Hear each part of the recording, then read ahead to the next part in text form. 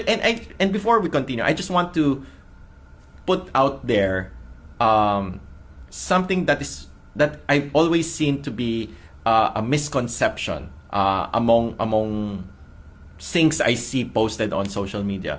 They always say like, oh, sa Pilipinas bawal ang foreign investors, ganyan. Kailangan palagi yung tinatawag nating the 60-40. If you've heard of it, it's not true at all. That is not true at all. I can tell you that. In the Philippines, yes, there are lists of industries that cannot have foreign ownership. But listahan lang yan, hindi lahat. Okay, Yung nababasa ko kasi sa social media, some people out there, they will say bawal lahat. But actually, it's not true. It's not true.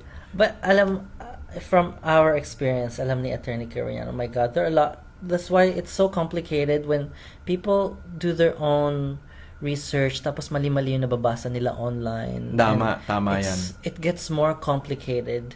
It's harder to give them proper information kasi may nabasa na siya na mas preferable sa kanya sa options niya.